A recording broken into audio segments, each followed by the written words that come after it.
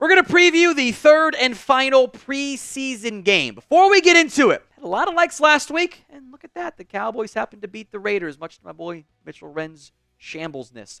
If you want the Cowboys to beat the Chargers this week, then show it by liking today's video.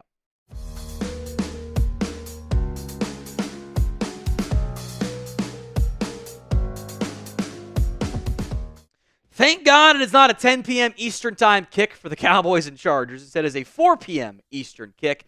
Dallas at home for the first and only time in the preseason this year. They are favored against the Chargers, who will also not probably be playing many of their key players either. We're going to run through 10 players to watch. We've done offense the first 2 times to lead off. Let's go defense instead. Let's begin with Mazi Smith. I think you want to give him reps. It shows where we're at in the development of a first-round pick that we're talking about him needing to play well in the preseason, but it's where we're at. I thought he played pretty solidly in the first one. They didn't give him credit. I will give him credit because he got the tackle on the screen. It was a TFL. We all saw it with our own eyeballs. I saw some good things from Mazi Smith. I think there's room to do more good things. I think the conditioning's got to get up a little bit, which does make sense when you think about the weight loss and the weight gain, the shoulder rehab. It's kind of like all kind of figuring out what's going on and maximizing yourself there. I've seen some good things. I think he needs the reps. So I'm playing him in this game. Hopefully the Cowboys do as well. From Viliami Fehoko, the defensive end. Look, I know I've been very negative about him. And to an extent, I apologize. But I'm also not wrong. It has been 75 snaps out of Fehoko. How many times have you noticed him? We noticed him once. He had a TFL and he missed it. Didn't take a great angle, missed the play in the backfield. He hasn't had a pressure in a single preseason game. He's had like 50-something snaps in pass rush and has 0 pressures. That is not the mark of an NFL caliber player. So I need him to step up. Show me something. Or I'm going to be calling Dan Quinn and saying, hey, come pick up your kid. You got to trade for him because you are the one who wanted to draft him, and he's not going to make our roster. So hopefully, I hope he plays great. I hope he makes me look dumb, and I go, maybe you do put him on the active roster. Let's see it first. So what will Dallas do with Viliami Fehoko? K, if they're going to keep him, T, if they're going to trade him, or C, where they will cut him. It's the pinned comment of today's video. That ad comes on the YouTube side. Take advantage of it. Head down there and let me know. Buddy Johnson is next up here at linebacker. Todd Archer's kind of hyped him up a little bit as a guy that might be able to make the Cowboys roster. I don't think he's someone that should be ignored. Todd's got a pretty good track record there. Former Steeler, I believe it was a 4th-round pick out of Texas A&M. Has the size that Mike Zimmer likes at linebacker. Would predominantly be a special teamer, but if he can flash a little bit, there's a lot of linebackers fighting for 1 or 2 spots on that depth chart. So Buddy Johnson and everybody else at that group, I think, is certainly worth monitoring. All right, Eric Scott Jr., the cornerback. I actually thought he played pretty well in the second game, mostly because they didn't really target him. The one thing I want to see be better out of Eric Scott, it is one thing to allow a catch. It is another thing to have that catch go for a first down and miss a tackle and have it go for a first down. Andrew Booth got beat a lot more in the preseason than Eric Scott has so far. But Eric Scott and Andrew Booth have the exact same amount of first downs allowed. If you're in 3rd and 7 and you allow a 6-yard catch, who cares? As long as they're not going to go for it on 4th down, I guess. If you're in 3rd and 7 and you allow an 8-yard catch, that's a completed catch. Yards allowed. Very different end results, though. So I want to see if Eric Scott can do some more things because he's in a better spot than Fehoko, but kind of in a similar one. His sponsor's gone. Does Dan want to come trade for him? Who knows? I want you guys to predict the score for me of the Cowboys and Chargers matchup. Let me know in the comments of today's show. Finally, Julius Wood. He and Kamon Hall fit this category too. Under the radar, impressive players who have flashed in the preseason are fighting really hard for a roster spot. They might not make it, but they should make your practice squad. And maybe Julius Wood is one of the players that if you do cut, you're kind of sweating a little bit out if he gets claimed. Most guys don't get claimed. Fehoko might get claimed because he's a fourth-round pick. I don't know if Julius Wood actually would get claimed, though. So I love what I've seen from him. He's been very impressive. I want to see him keep playing well, and I want to get him down to my practice squad in 2024. Today's Cowboys Report is made possible by Game Time. If you are trying to go to the Cowboys-Chargers game, then you should be using Game Time. Keep an eye out for the Game Time Picks feature. It's a new feature from the Game Time app. It makes getting tickets to see your favorite teams play live even easier. It filters out the fluff to show you only the incredible deals on great seats, so you don't have to waste time searching through thousands of tickets. Game Time takes the guesswork out of buying tickets to your next big event.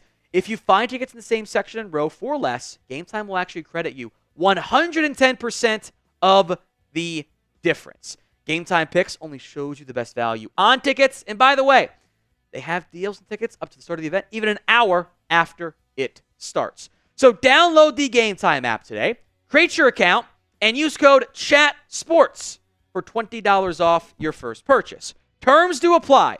But again, create your account and redeem code CHATSPORTS,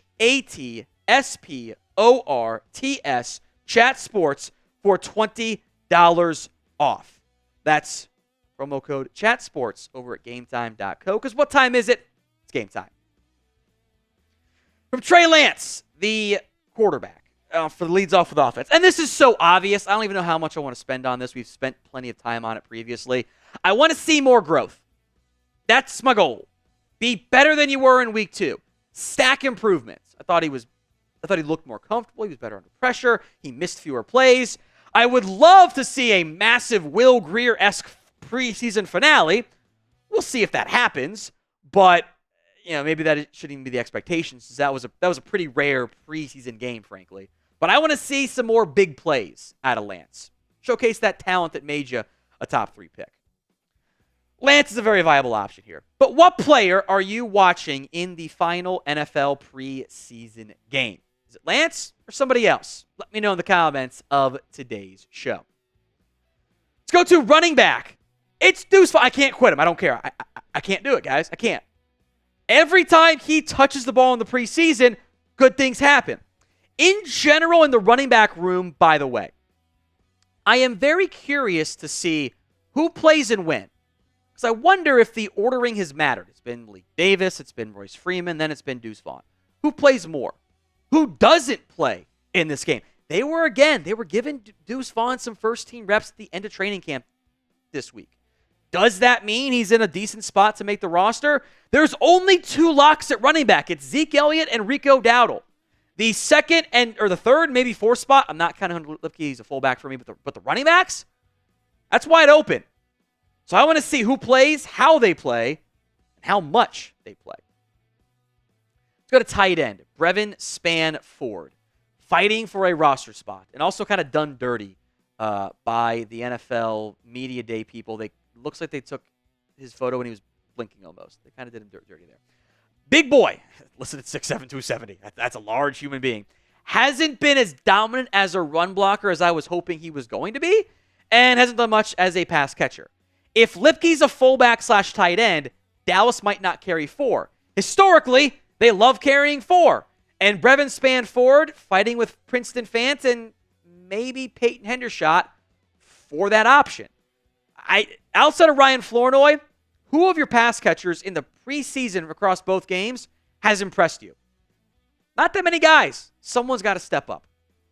So what is your confidence level in the Cowboys beating the Chargers? Scale it for me from 1 to 10 in the comment section of today's show. The center battle's not over, by the way. I want to see, does Cooper Beebe start? And how long does he play? The way you utilize your personnel can often indicate whose spot, whose role is safer than maybe we thought initially. So, I think he's going to play. But if Beebe, only plays with the 1s and Brock Hoffman doesn't, I think that's actually a pretty good indicator. And I guess 1s are really the 2s, since the 1s aren't going to play. So 2s and 3s could be a very good sign for Beebe and his role day 1 as a potential starting center. We will be live for the Cowboys-Chargers game. It is supposed to be a 4 p.m. Eastern Time kick. I would bet 4:10, 4:15, whatever. We will be live an hour and a half early, a 2:30 p.m. Eastern start. So don't miss out. Hit that sub button, youtube.com/@CowboysTV. I'm going to cheat and do 11 players to watch. And again, I kind of have hammered on it. How you get utilized. My suspicion, it's my theory only, the Cowboys will give Asim Richards more playing time at left tackle in this game than what they did last week. And the reason being, they want to have a little battle between Ball and Richards, who's going to be that swing tackle or that backup left tackle. God forbid, knock on wood, something happens. Maybe still see Josh Ball play there. I've been pretty impressed by Richards at left tackle and left guard. From a football-only perspective, Josh Ball's actually been great in the preseason. I think he took Operation White Lie, literally. So, who plays at left guard? Because you've got injuries, right? Nathan Thomas has been banged up. No. Who plays at left tackle? How does that rotation work out? Do you plug Cole Cabral in there at left guard? Do you give TJ Bass left guard? Put Josh Ball back there at right guard? Who is your top tackle backup week one? I have no idea who it is. Is it Matt Letzko? He's kind of on the roster. Has not been as good as Ball and Richards have been. That's a job up for grabs still. Matters a lot for the preseason.